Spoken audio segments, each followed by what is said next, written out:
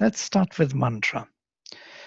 Om Mukam karoti vachalam pangum langhayate girim yat kripatam maham vande Paramananda Madhavam.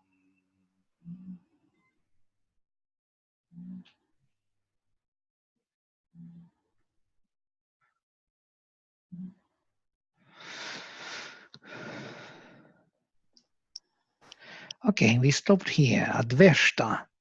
Adveshta sarva bhutanam maitrah karuna evacha nirmamo nirahankarah samadukha sukhah kshami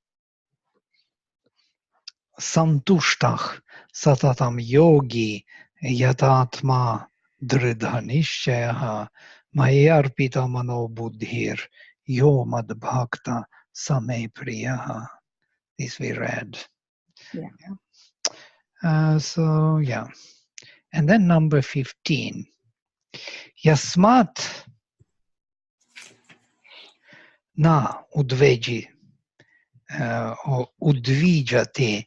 Yasman no dvijate lokah. Lokan no dvijate chayaha. Harsha marsha bhayodvegaih muktah yahsa chame priyaha. So, yasmat na udvijate lokaha, from whom the loka is not shrinking or is not turning away, is not suffering, as it were. Udvijate. Vij vinakti, actually, it's in both classes, in the first and in the seventh. To turn away or to how to say, scared or shrinks, shrinks, we can say, from whom the world is not shrinking, and from the world who is not shrinking, both ways.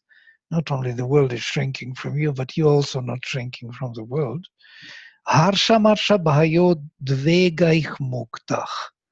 Ya, yahasa chame priyaha. Who is that one who is free from all the movements, udvega, from all the speeding movements of harsha, so to say, excitement, amarsha, so to say, intolerance, bhaya, fear.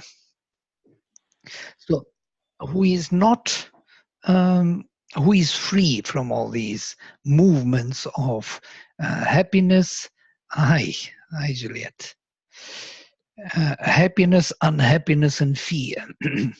Amarsha can be translated as intolerance or something, when you do not consider others.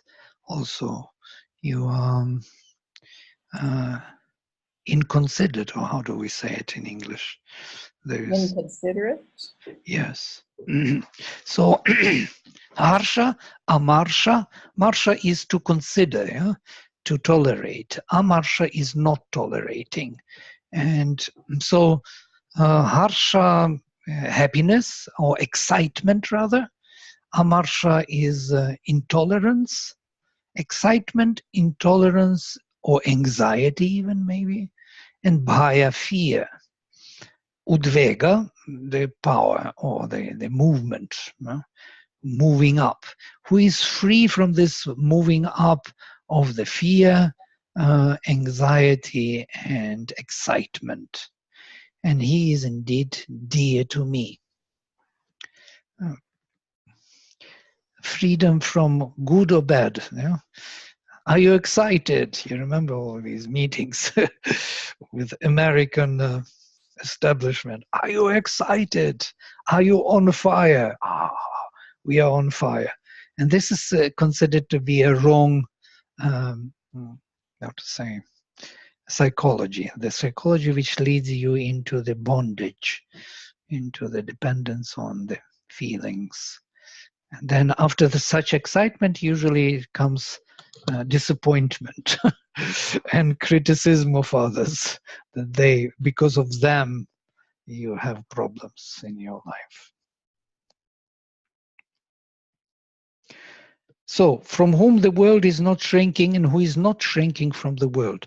Or I will read Sri Aurobindo's, he by whom the world is not afflicted or troubled, who is not afflicted or troubled by the world, who is freed from the troubled, agitated, lower nature, and from its waves of joy, waves, udvega, no? That's how he translates, very nice. The waves of joy and fear and anxiety and resentment, he is dear to me. So the one who is not complaining, the one who is not afraid, the one who is not excited because something good is coming to him, and then suddenly he is losing his head with happiness. And then he is dear to Krishna.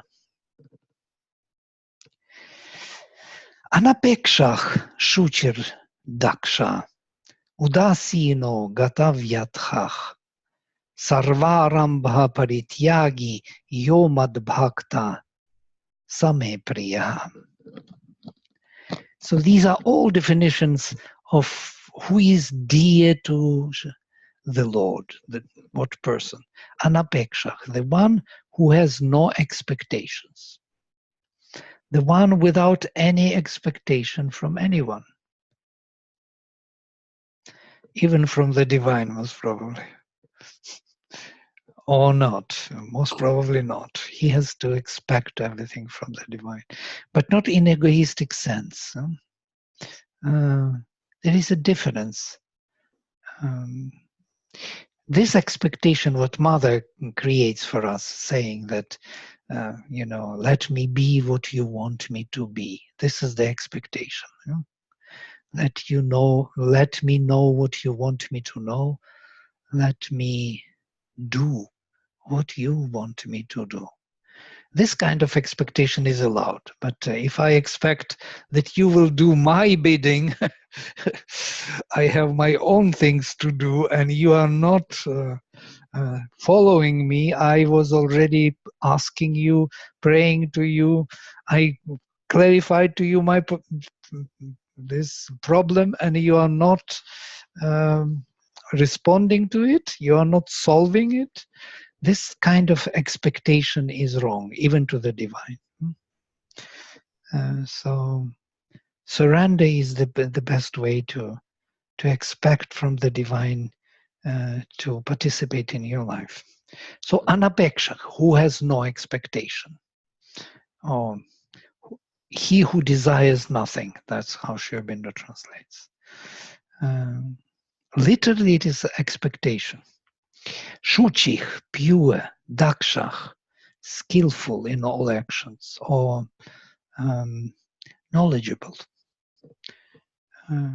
Udasinach, who is indifferent. Udasinach, literally sitting above, who sits above. From above he looks at things, not from below. Gatav yatchach, whose vyatchach, whose agitation is gone. Who's kind of trembling, agitation in the body, who he may not show the agitation, but it will be there. But if it is totally peaceful being, is not agitated, it is the one, Gatavyatcha.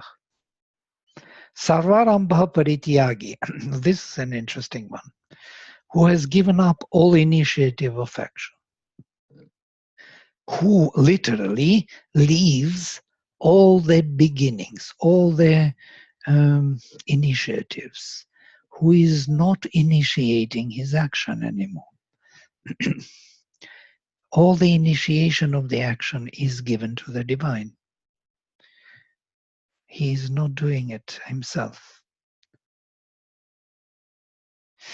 It reminds me of Sri Aurobindo, who was asked, why he didn't leave Pondicherry. Because when he received an adesh, go to Pondicherry. So he went to Pondicherry. He heard the voice from above. Then he went to Pondicherry and he settled there. And after that, he never traveled. He traveled quite a bit before. And they asked him, why didn't he leave the Pondicherry? He said, I didn't receive any other Adesh from above. It was only one time said, go to Pondicherry. After that, there was nothing said where to go. This is what it means, yeah? Leaving all the initiatives to the divine and not trying to be useful for the divine in your own way. So this is a full trust and opening. Your Mad Bhakta, who is my beloved or my devotee, Same Priyaha, he is dear to me.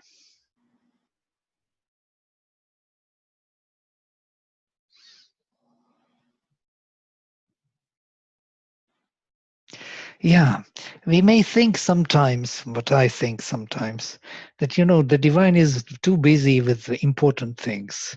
Why should I not help him a little here and there, extend some help and do here a little, there a little. Don't need to trouble all the time the divine. Please come and help me. And you are not a beggar. You have to work. You have to work hard. You have to be, what do you call it? Humble enough not to trouble the divine. But this is a wrong idea. The divine wants to be present all the time. It is his world. It doesn't mind being present. You know what Mother said to the disciples? She said, I want to know everything, all the details, all the movements, everything.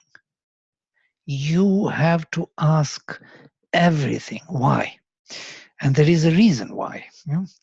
Because that participation of that higher consciousness has to penetrate into all activities. That's why. That's why we must ask. We must offer.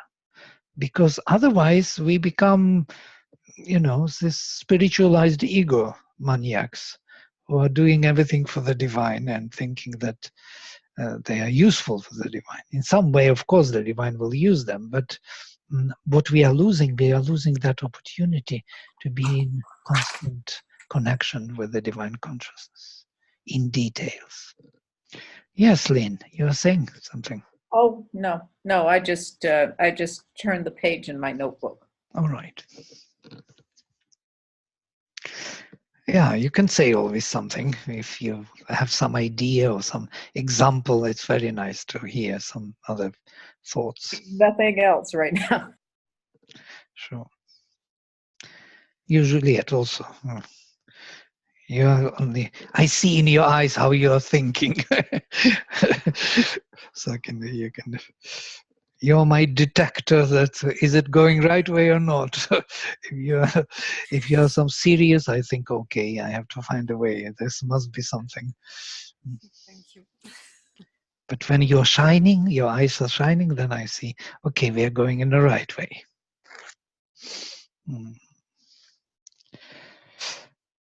Right. So, Yona Hrishyati na dveshti, na shochati na kankshati, shubha shubha parityagi, bhaktim anyah, same priyaha.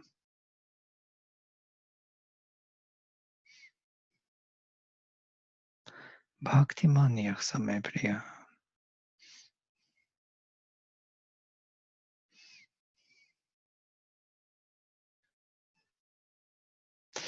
Okay, Yona Dveshti, Yona Hrishyati, who is not rejoicing, not Veshti, and not, how to say, hates or disconnects, or so who doesn't hate, who doesn't love or hate. Shochati suffers or kankshati desires. The one who doesn't love or hates suffers or desires, Shubha Shubha, Shubha Shubha Parityagi, who leaves both good or bad, both. There is neither good or bad for this person. Bhakti Manyah Same Priya, and not love, yeah, because of his devotion, so to say. Bhaktiman, ya Sameh Priya, the one who is Bhaktiman, who is devotional, who has devotional love for me, he is dear to me. Now, you see that this love for the divine kind of removes all those reactions in the vital of liking and disliking, of suffering and desiring. These are the major impulses: liking, disliking, suffering, desiring, and leaving good and bad both. Something which is auspicious and inauspicious, leaving all of it. The one who is Bhaktiman, who has bhakti, who has love for me, Sa me priya, he is indeed dear to me.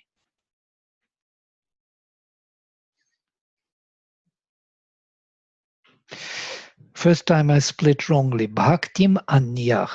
It cannot be. Huh? It's Bhaktiman anyah.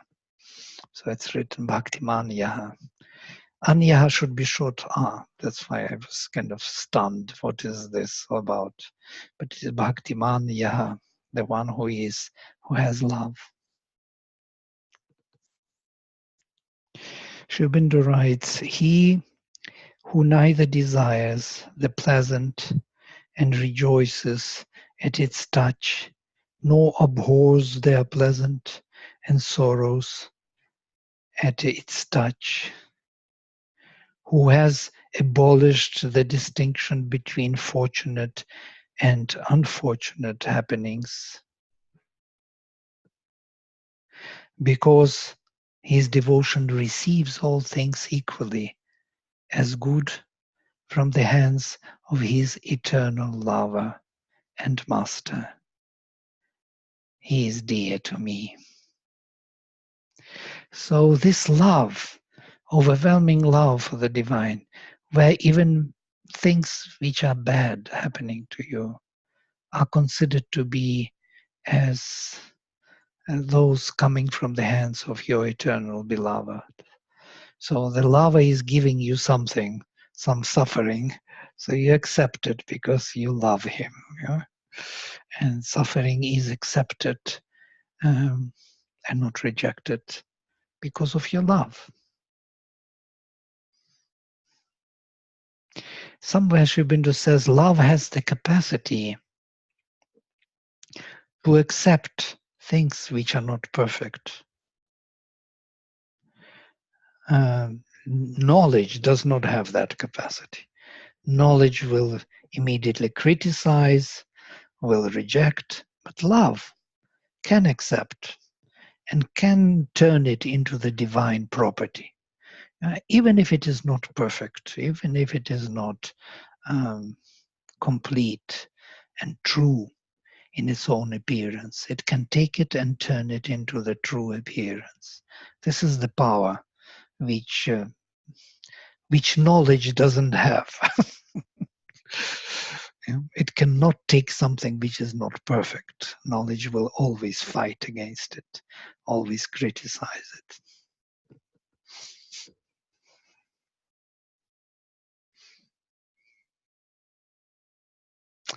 (218) Samach Shatro Cha Mitre Cha Tathamana Pamana Yoho Shitoshna Sukha Dukheshu Samach Sangha Vivarjitach. Can you give me this the code, please? I have a class. Yeah, later. I cannot come now. Samach,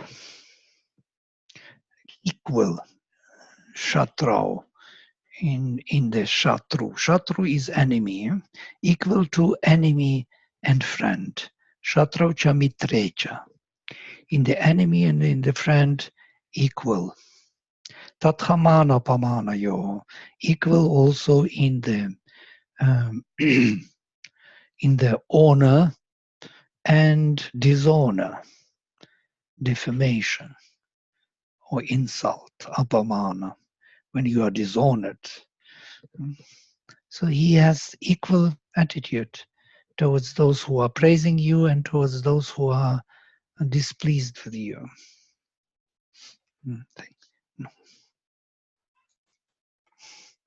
I need the I have it. I need this connection. It is there.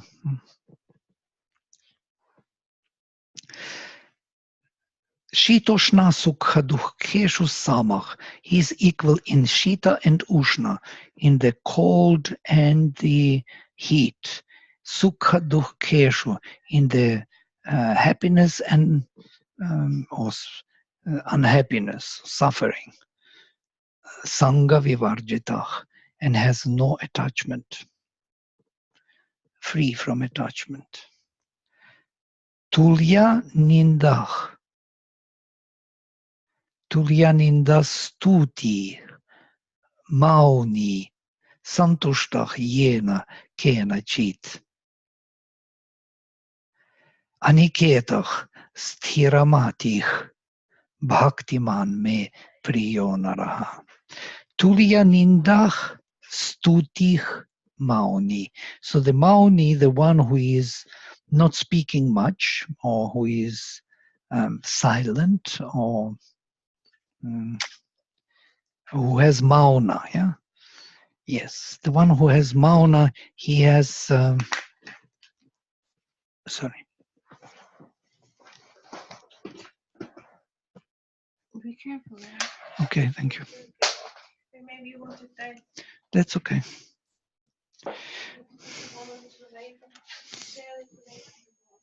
Okay.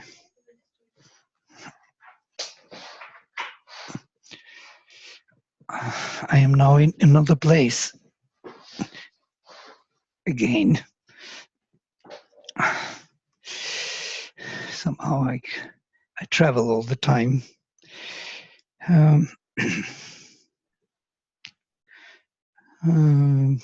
So Tulya Nindach, Ninda Stutich, who is equal. Tulya means equal. Equal to friend, we already read this. Equal to Ninda, to the hate or to the blame, and Stuti, praise. Mauni, who is always concentrated, doesn't speak extras. Santushtach, who is satisfied with his way of being, so to say, who is satisfied to be as he is. Well satisfied with anything and everything. That's what Sri Aurobindo. Yena kena chit, by whatever. Whatever comes, he is happy. If there is a good dinner coming, he is happy. If there is no dinner, he is the same happy. As Sri Aurobindo somewhere says to Pavitra, who asks him about this, he says, I'm craving for smoking. And Sri Aurobindo says, craving is not good. Smoking is okay, but craving is not good. And he says, I am myself smoking sometimes cigars, says Sri Aurobindo to him.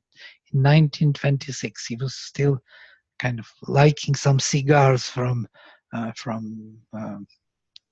UK when he was there. So, but he says, in my case, it doesn't matter. I don't have craving. I can smoke or I can leave it. There is no need. There is no call in nature that he has to obey. Yeah? It is just there.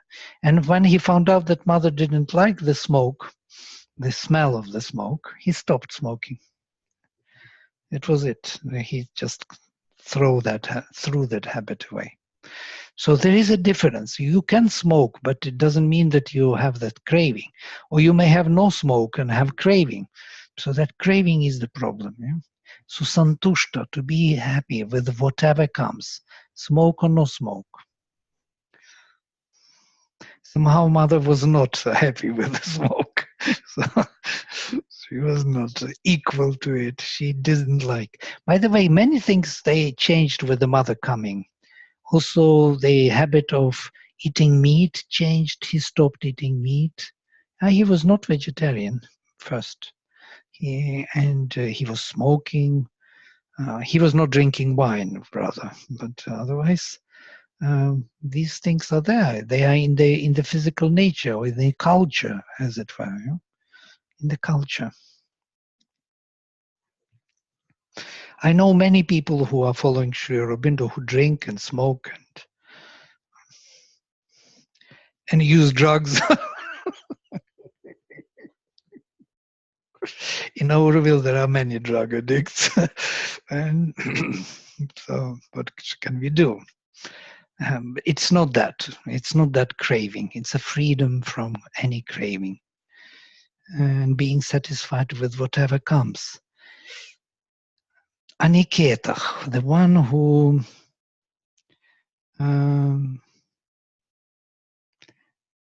has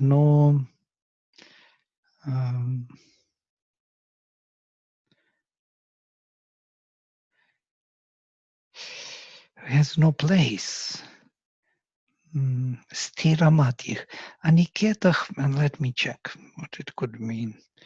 Who has no niketa? Niketa can have many meanings.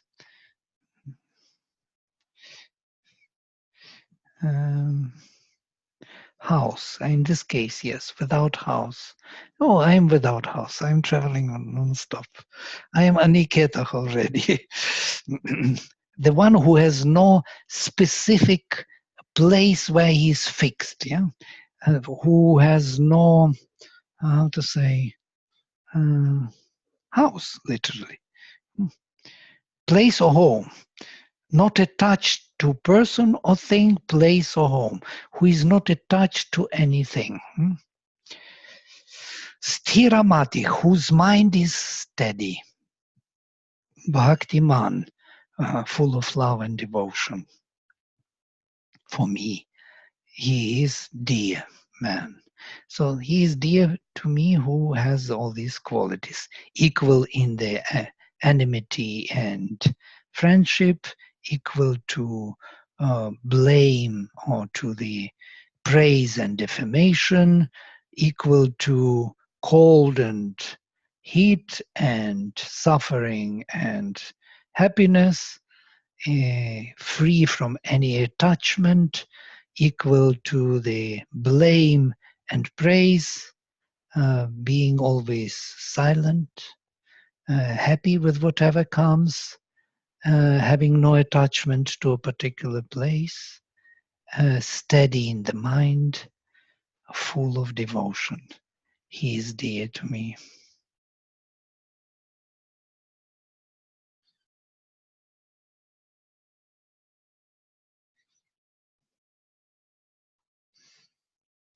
Right?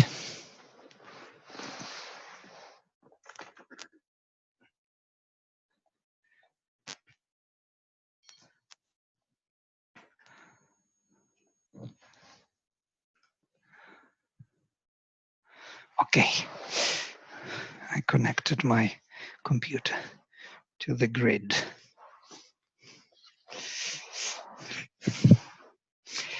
So you can see that the whole 12th chapter is so kind of describing this person who is free from every attachment, every possible engagement, and totally relying only on the divine through his love and devotion.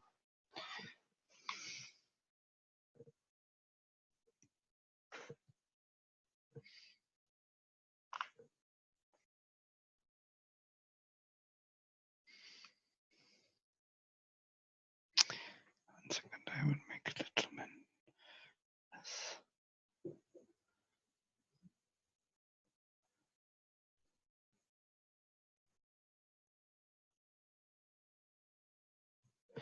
Okay.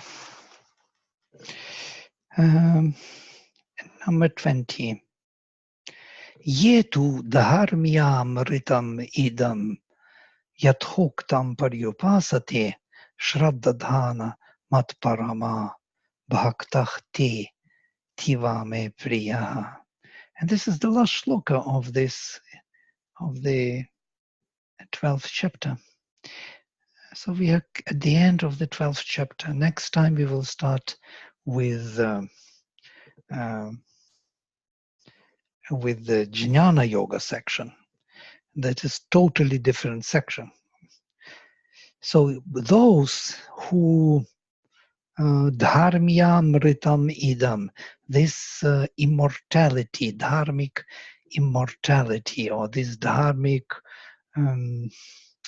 ambrosia, yathoktam, as it is being said, paryupasate, worship or approach, shraddadhana, full of faith, matparama, following only me, bhaktah, devoted to me, te tivame priya, they are totally dear to me, ativa, exceedingly dear to me. Shubin says, but exceedingly dear to me are those devotees who make me the Purushottama, their one supreme aim, and follow out with a perfect faith and exactitude the immortalizing dharma described in this teaching.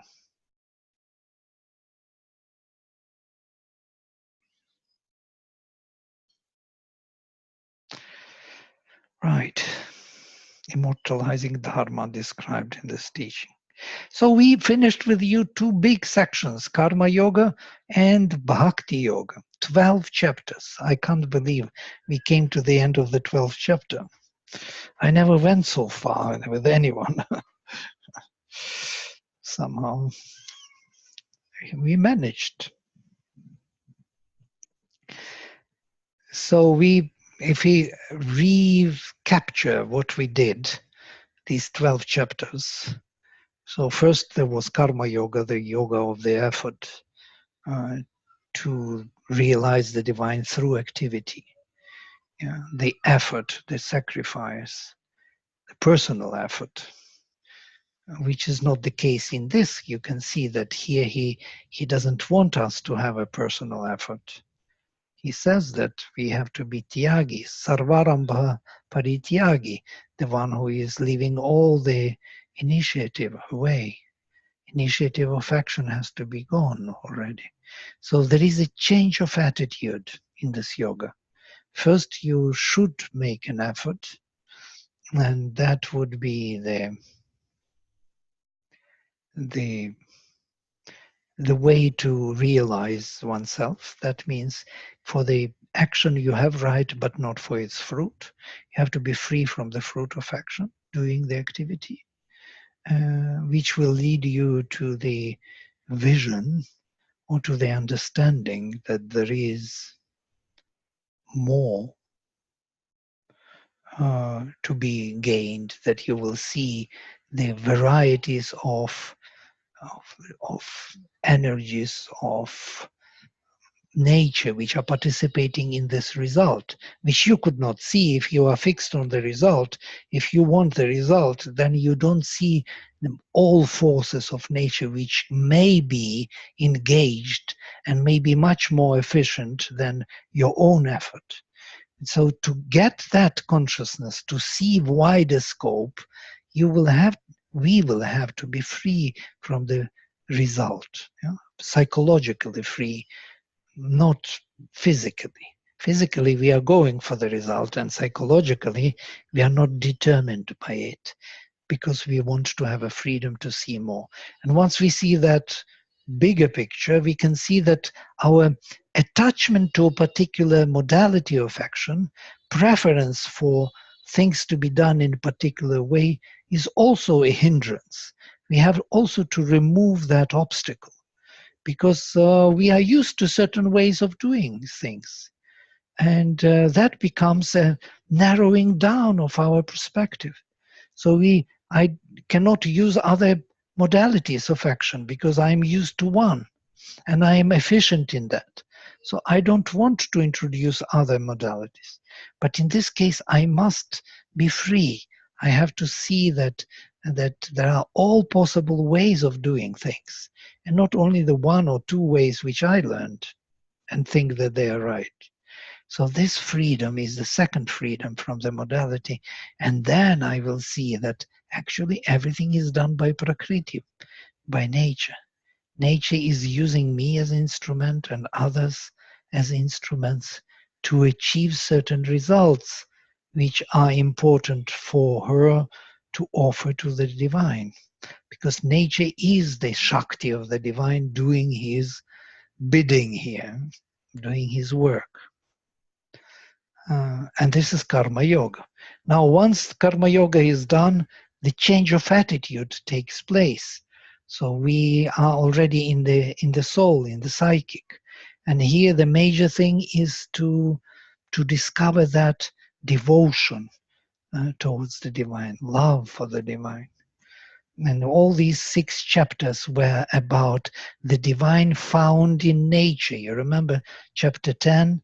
He was giving him the view on vibhutis, all the manifestations in nature, that he is the heat in the fire, that he is the light in the sun, that he is so on and so forth, who he is and how he can be found in this manifestation. And then he gives us the Vishvarupa Darshana, the universal vision of himself, that he represents all, or he's represented by all the gods, all the rishis, all the beings from the highest to the lowest. And that is his profound vision. And he is not only the good one who does everything only good, but he is also a time which demolishes, destroys worlds and creatures and heroes. And then Arjuna understands. This was the argument, the best argument for Arjuna to fight. From that time on, he has no objection. You will not hear one word of objection to Krishna anymore. Explain to me, please. No explanations. Explanations were gone, and it was not enough for him. He wanted to see, as he says. I understand now, but I want to see you. And then he showed him this Vishvarupa Darshana. And the 12th chapter is the end of this love story. Who is dear to the divine? And here he gives the description. And the attitude is totally changed from karma yogic attitude towards the bhakta attitude of beloved. By the way, Sri Aurobindo says the same in Pavitra, in Conversations with Pavitra. Pavitra asks him, he says, at the beginning we will have one attitude, we will have to follow it. But when there will be a change, psychological realization, spiritual realization, the attitude will change. And we will have to follow it. All right, that's the overview. We are going into the chapter 13 next time. I will not start today because it is the piece of knowledge in itself, which has to be kind of kept or imprinted somewhere. So you can give your ideas. You can share your thoughts. We went through 12 chapters. It's quite a lot. You can also give some insights if you want to. Well, I would say this is very much I would use the word hologram, where there's a piece of everything at every point. Right. That, wherever you are, there is somewhere to start. Right. Right. And this heart, this devotion in the heart, and this will, karma. Karma is the yoga of will, of action, of, and heart, and then there is mind waiting for us. So the heart is in between, so to say, heaven and earth, between mind and will. And why it is in the middle and why we are going through heart first in the text and not through the mind, though Sri Aurobindo says that the first step is karma yoga, the effort, the second step is jnana yoga, the knowledge, when the effort is bringing us to the unborn self, to the heaven. And then there will be a descent, or the connection of heaven to earth, which will reveal the bhakti, the heart. So the heart is connecting heaven and earth, connecting mind and will, connecting knowledge and effort. So it is central, but it is located in the middle of the Gita, as if statically located. Though most probably it should be the conclusive part of the Gita rather than in the middle. It's quite interesting to think of it, how the locations of these three, because our body is located in the same way. We have body, which is karma, we have heart, which is in the middle, plexus solaris, and we have heaven, which is mind, and which is going up. So we have these three parts in ourselves. And Sri Aurobindo speaks about French Revolution. Since revolution is going on in France, we can mention it. It's another revolution, new one coming up, which is leading us to subjective age, small little revolution. Not so big, but still. Everything starts with Paris. There was a revolution in '68, this last century, and there was French Revolution. And he speaks on French Revolution that those revolutionaries, they knew something about the occult truth, because what they introduced into liberty, fraternity, and the equality, these three major, these are exactly these Gita's postulates. Liberty is the freedom of will. This is will, freedom of will, which leads you to freedom. Equality is exactly that mind which looks at everything as a divine creation. Equality is the must, the realization of the unborn self, equally viewing everything as one. And the fraternity or brotherhood, which is coming from the heart as love, psychic love towards other psychic beings or the divine in them. And these three fundamentals are again because of our triple nature. We have will, love, and knowledge. These three are to be present. And our biggest problem psychological is the difference between these. We cannot put them together. We cannot make them work together. We always either will dominates or love dominates the mind or mind dominates everyone. There is always disharmony between love and knowledge, between will and knowledge. These disharmonious relations are creating all the problems for us. So the Vedic sacrifice was meant to bring these three into harmony, to connect our Agni with Surya and Vayu. Agni, Vayu, and Aditya have to become one. So our will, love, and knowledge are to be one. And that is the aim of the sacrifice. Look how beautifully Gita deals with this. It created three sections and deals with each section separately. making those connections, subtle connections between these three major foundations of our psychology. All right. Yeah. Okay, we can then, you have, if you don't have anything to share. Well, it's just sharing an immense amount. I think I enjoyed in this chapter this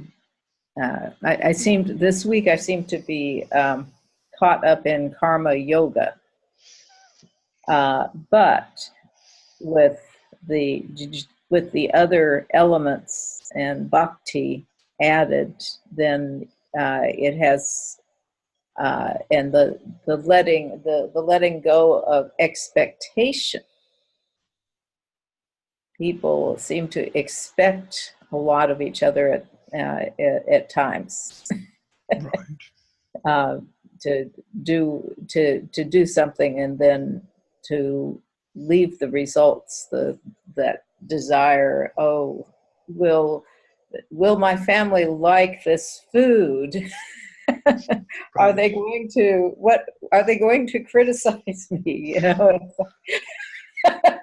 All of these expectations. Correct. Yeah. Yeah. We want to be liked. We want to be accepted. We want to do everything for this, and these expectations are problematic because if we would relax, we would see the higher, bigger scope of possibilities, and they are narrowing down our possibilities, and then we don't see anything. We are in this anxiety, of getting our things done and get out of it, and we are constantly in this anxiety to get out of something. Mm. And it's going on and on all our life. We are getting out of it. We are not living, unfortunately, or very little at least.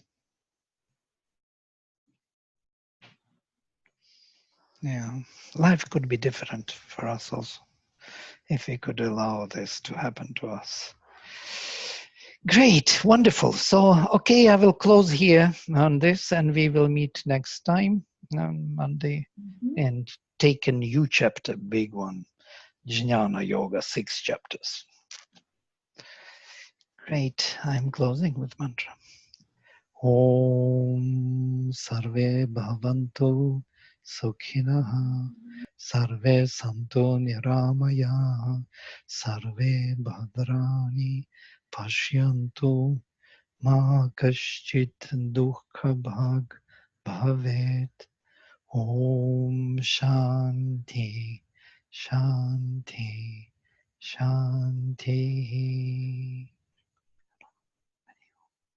Hari Om. Okay, see you then.